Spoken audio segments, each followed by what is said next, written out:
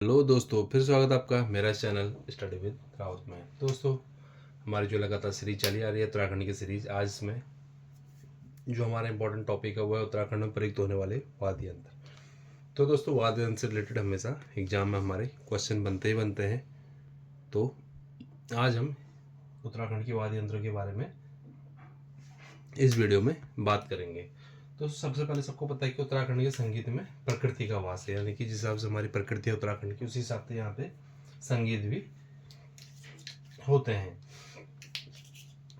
और उत्तराखंड के जो गीत संगीत है उनकी जड़ें प्रकृति से ही जुड़ी हुई होती है, यानी कि हमारी जो प्रकृति है, हमारी जो प्रकृति का वास है, उससे रिलेटेड हमारे संगीत भी यहाँ पे होते हैं।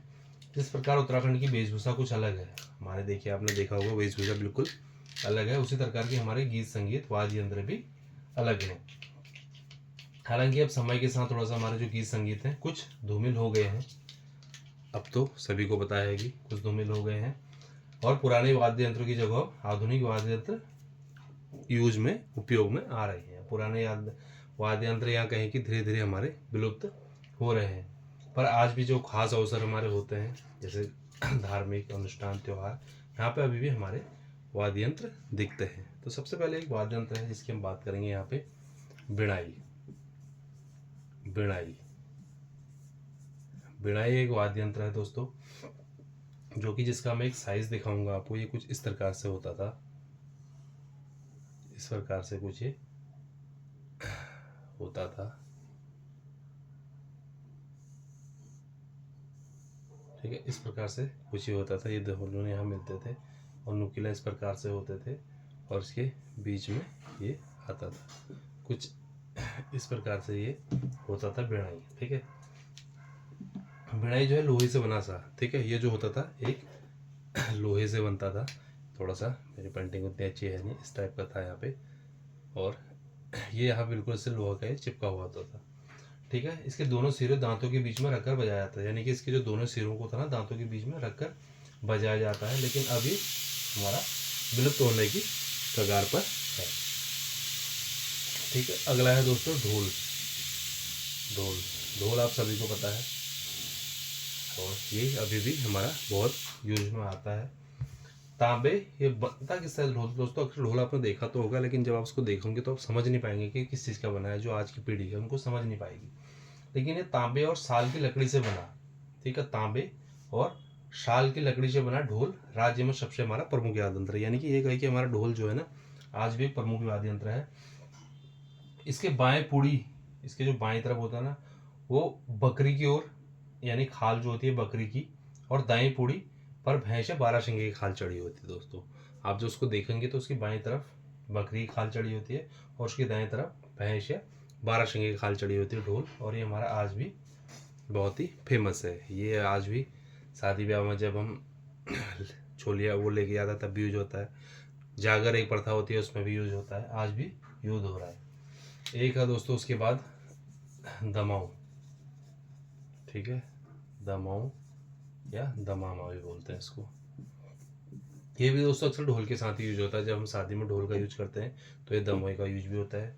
जागरी में हम इसका यूज करते हैं तो वहाँ पे भी हमारा दमाई का भी यूज होता है। ये भी हमारा एक लोक वाद्य यंत्र है, लेकिन ये बना किससा होता है? ये तांबे का बना होता है और यह 8 इंच गहरे कटोरे के समान होता है, ठीक है। यह इस टाइप का एक कटोरे जैसा होता है और गहरा होता है, जो कि काफ़ी, ठीक है। और एक होता है दोस्तों डफली। डफली कुछ इंपॉर्टेंट मैं यहाँ पे बताता हूँ। एक डफली होता है जो इस तरह गोला टाइप का होता है और वहाँ पे ऐसे वो बजने वाले जो होते हैं वो यहाँ पे होता है, यानी कि थाली का आकार वाद्य यंत्र है हमारा। इस पर एक और खाल चढ़ी होती है, ठीक है। एक तरफ तो खाल चढ़ी होती है और एक साइड पे इसके फ्रेम के पर घुंघरू भी लगते हैं, यानी कि जो ये है ये घुंघरू होते हैं जिससे बजते हैं, ठीक है। एक होता है दोस्तों इकतारा। इकतारा, ठीक है। इकतारा क्या होता है दोस्तों? इसमें केवल एक तार होती है, ठीक है। इसमें क्या होता है? केवल एक तार होता है, ठीक है। एक है दोस्तों अलगोजा, यानी कि अलगोजा से आप इसका नाम समझ नहीं पाएंगे, इसको वैसे बोलते हैं बांसुरी। बांसुरी, ठीक है। इसको क्या बोलते हैं, बांसुरी भी इसको बोलते हैं दोस्तों। ये क्या होता है, ये बांस से मोटे रिंगाल की बनी होती है, ठीक है, बांस से मोटे रिंगाल की बनी होती है, जिसके स्वतंत्र और सहवादन दोनों रूप में बजाया जाता है, ठीक है, इसको दोनों रूप में बजाया जाता है। इन इश्क स्वरों के साथ जो है नृत्य किया जाता है, यानी कि खोतेड़ और झुमेल गीतों के साथ बांसुरी बजाई जाती है। पशु चारा के साथ खूब बजाते हैं, यानी कि अक्सर गाँव में, पहाड़ों में, उत्तराखंड में होता क्या है कि जो लोग गाँव ग्वाला जाते हैं ना, जो जिन्होंने पालतू जानवर पाए जाते हैं, गाय भैंस, जब ग्वाला लेके जाते हैं तो वहाँ पे बड़ा यूज होता है बांसुरी का। एक और है दोस्तों तुहरी, तुहरी, ठीक है, इसका एक और रणसिंगा भी बोलते हैं इसको, रणसिंगा। तो दोस्तों ये क्या है, ये भी एक दूसरे से मिलते जुलते फूक वाद्य यंत्र है, यानी कि फूक के बजाया जाता है, ठीक है, जिससे पहले युद्ध के समय बजाया जाता है, पहले क्या आता था, इसको युद्ध के समय बजाया जाता है, लेकिन आज क्या है कि जब जो ढोल और दमाव है ना, उसी के साथ ही रणसिंगा यूज़ किया जाता है। गाँव में जब अभी भी पूजा होती है, जागरी होती है, तो ढोल और दमाव उसके साथ साथ रणसिंगा भी बजाया जाता है। शादी ब्याह में जब आज छलिया हो जाता है तो उसमें भी ये ढोल दमाव और रणसिंगा एक साथ बजाया जाता है, जो कि फूक के बजाया जाता है। यही देख के इसे हर किसी के बस की बात इसको बजाने की नहीं है, इसे मुंह से फूक कर बजाता है। तो दोस्तों ये था हमारे उत्तराखंड के कुछ प्रमुख वाद्य यंत्र, जिनकी के बारे में पेपर में भी आता है, और अगर आप पहाड़ से जुड़े हुए हैं, पहाड़ की चीज़ों के बारे में जानना चाहते हैं, तो ये भी काफ़ी इम्पोर्टेंट है और ये पेपर में आते हैं।